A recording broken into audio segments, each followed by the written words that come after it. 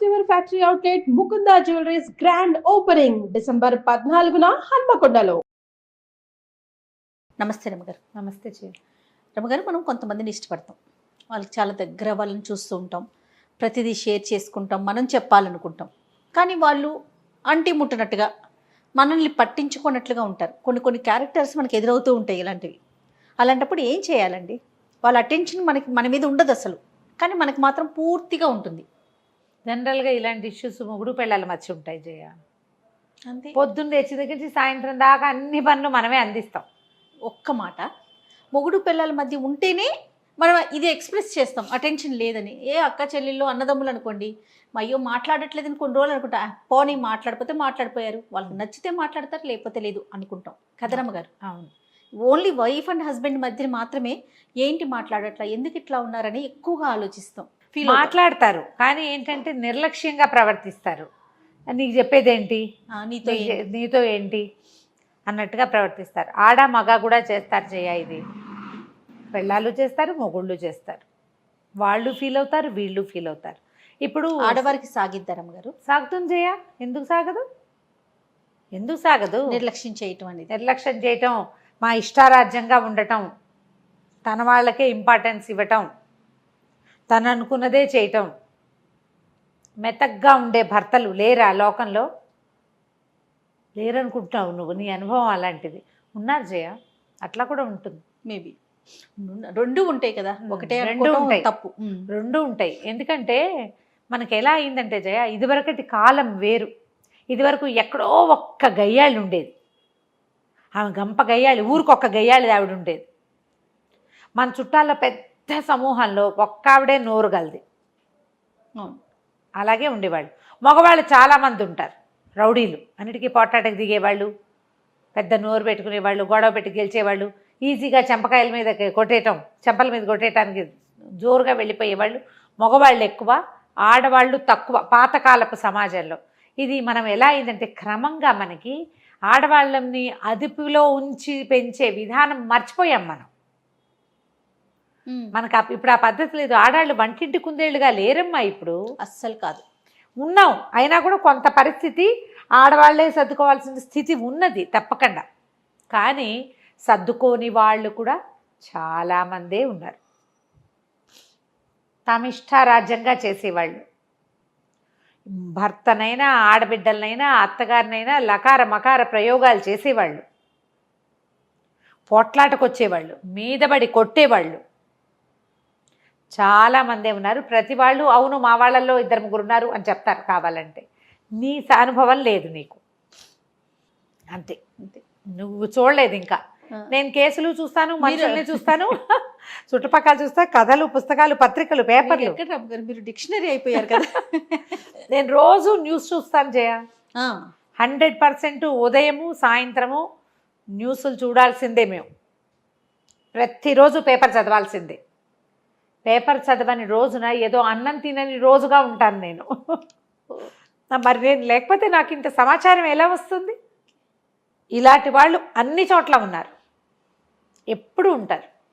లేరని చెప్పను, ఎందుకంటే నాణ్యానికి రెండు వైపులా ఎట్లా డెఫినెట్గా ఉంటారు. ఇప్పుడు చూసింది తక్కువ. ఇప్పుడు సమాజం ఏంటంటే ఆడపిల్లలకి చదువులు, ఉద్యోగాలు, తమ సొంత ఐడియాలజీ, తమ అనుకున్నది చేయటం, తమింటికి తమే మహారాణులుగా యువరాణులుగా ఉండటం, క్వీన్స్గా ఉండటం, అలాంటి ఒక ప్రాక్టీసు గత 30-40 సంవత్సరాలుగా జరుగుతూనే ఉంది.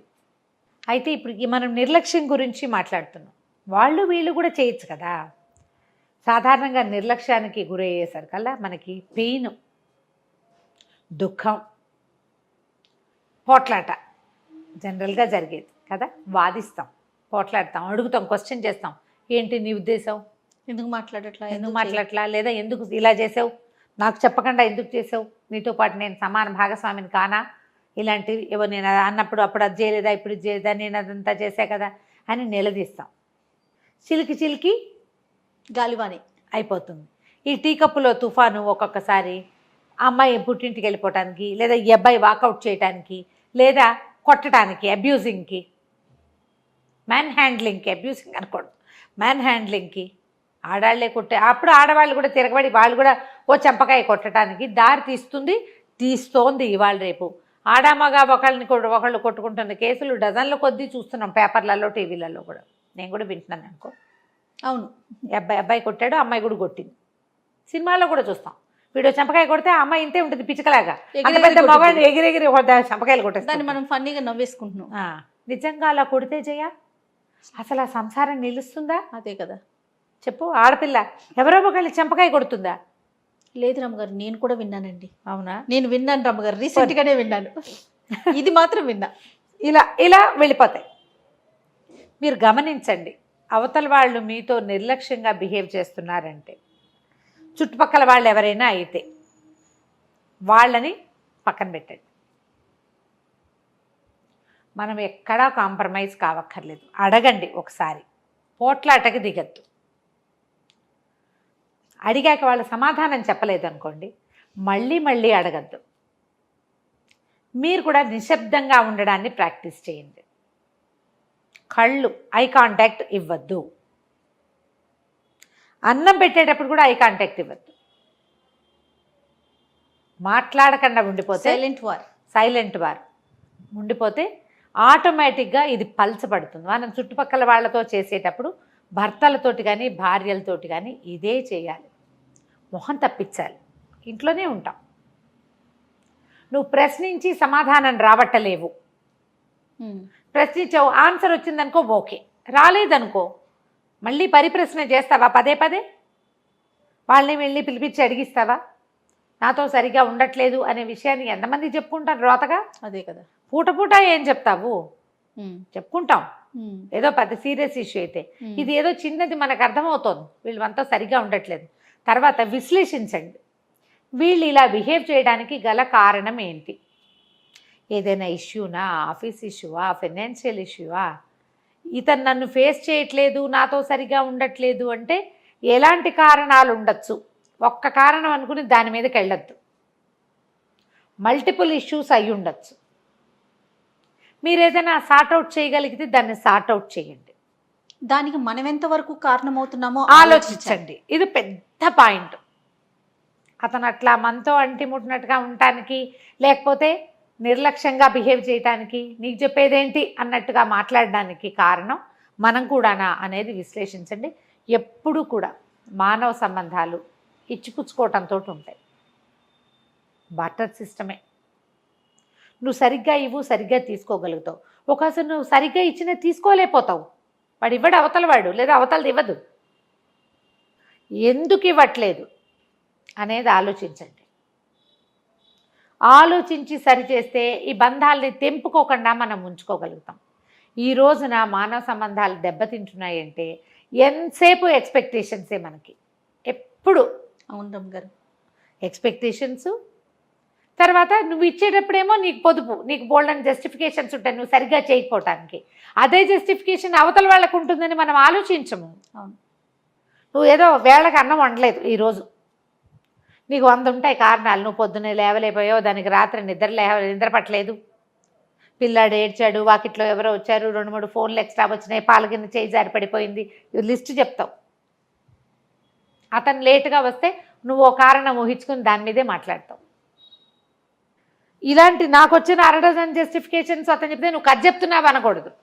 పొద్దున్న నువ్వు చెప్పింది కూడా కథే, పొద్దున మనం చెప్పింది కూడా కథే. చేయలేకపోయాం. అవును. ఆ చేయలేకపోవటం అవతల వాళ్ళకి కూడా ఉంటుందని మనం అనుకోవాలి. మగవాళ్ళకి ఆడవాళ్ళకి కూడా అర్థం కావాలి. మనం ఎవ్వరం యంత్రాలం కాదు. అలా ప్రకారంగా చేసుకుంటూ వెళ్ళిపోయి దేనికోసము నిర్దేశించబడ్డామో అది మాత్రమే చేయడానికి, రోజు నవ్వుతూనే మామూలుగానే హుందాగానే మర్యాదగానే ముద్దుగానే ఏదో శృంగార రసంతో ఉండడానికి ఉండలే మనుషులు కాదు మనం. వాక్యూమ్ క్లీనర్ లాగా దాని దుమ్మ దులుపుకుని పోర్ట్లోకి వెళ్ళి కూర్చుంటుంది వాక్యూమ్ క్లీనర్. అట్లా మనుషులు చేయలేకపోతాం. ఎలా చేస్తామండి మనం? ఆడ చేయలేదు, మగ చేయలేదు. మనం ఇప్పుడు ఇంట్లో ఉన్నట్టు ఆఫీస్లో ఉంటాము, ఆఫీస్లో ఉన్నట్టు బాస్తో బిహేవ్ చేస్తాము, చేయలేం కదా. మారిపోతాం కదా. పైగా మన సర్కమ్స్టాన్సెస్, సిచ్యువేషన్స్ అంతే కదా.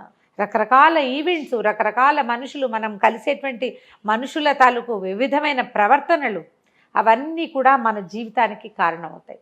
ఇలా ఏదైనా ఎదుర్కొంటున్నాము అని అనిపిస్తే సింపుల్ క్వశ్చన్స్ తోటి సరిపెట్టండి. లాగి పీకి చెయ్యొద్దు.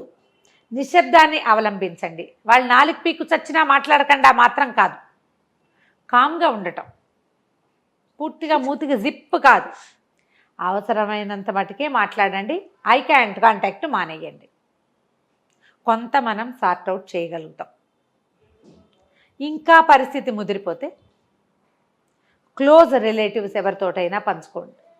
ఆ రిలేటివ్ ఎలా ఉండాలంటే అవతల వాడిని ప్రశ్నించగలిగేటట్టుగా, అమ్మాయినితోటి మాట్లాడగలిగేటట్టుగా, ఏం జరిగింది అని మీ మధ్యలో ఉండేలాగా మాట్లాడుకునేలాగా చూసుకోండి. దీనికి మీరు ఏం చేయాలి? మానవ సంబంధాలు పెంచుకోవాలి.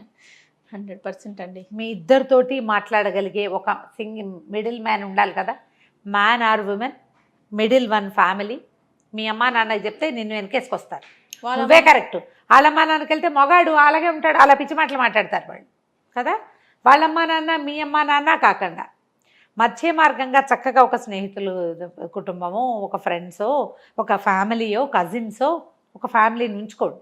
అందరూ కూడా దీన్ని మెయింటైన్ చేయాలి. ఈ మధ్య మార్గం ఉంటే మీకు ఈ సార్ట్అవుట్ చేసుకోవడానికి చాలా హాయిగా ఉంటుంది. మీరు వాళ్ళకి మధ్యవర్తిగా ఉండండి, వాళ్ళు మీకు మధ్యవర్తిగా ఉంటారు. మీ ఇద్దరు కలిసి ఇంకొకళ్ళకి మధ్యవర్తిగా ఉండండి. ఇలా కాపాడుకుంటే మనం ఏంటంటే ఈ ఫ్యామిలీ ఇష్యూస్ని ఈజీగా సార్ట్అవుట్ చేసుకోగలుగుతాం. ఎవరి నిర్లక్ష్యాన్నైనా భరించడం చాలా కష్టం చేయాలి. ఆ నిర్లక్ష్యానికి గురైన వారికే తెలుస్తుందండి. ఏముంది, మీకు కడుపు నిండా తిండి పెడుతున్నారు, మంచి గుడ్డలు ఉన్నాయి, బట్టలు ఉన్నాయి, ఉండటానికి ఇల్లు ఉంది, పిల్లలు ఉన్నారు, ఇంకేంటి అనుకుంటారు. కానీ ఆ నిర్లక్ష్యం అనేది ఎక్స్ప్రెస్ చేయలేకపోతారు రమ్మగారు. చాలా నొప్పి కలిగిస్తుంది, కుంగిపోతూ ఉంటారు కదండి. చాలా నొప్పి కలిగిస్తుంది. దాన్ని ఈజీగా లాగేయద్దు, మెల్లిగా ఒక్కొక్క చిక్కు విడదీసి సెట్ చేసుకోండమ్మా. ఆడగాని మొగ కానీ ఆలోచించి పని చేయాల్సిన పరిస్థితి ఇది. కోపం తెచ్చుకున్నారా చింపేసుకుంటాం, చిరిగిపోతుంది అంతా. తర్వాత మనం దీన్ని సార్ట్అవుట్ చేయలేము, దీన్ని కుట్లేయటం కష్టం. ఓ గీత చిరిగింది అనుకో ఈజీగా కుట్టేస్తాం, బదబదాలుగా అడదిడ్డంగా చిరిగిపోతే మనం దాన్ని ఎట్లా సార్ట్అవుట్ చేస్తాం? పడేయటమే, చేయలేకపోతాం, వదిలిపెట్టేయాల్సి వస్తుంది. వదిలేదాకా తెచ్చుకోవద్దు. రైట్. అంతే. నమస్తే రమ్మగారు. నమస్తే జయ.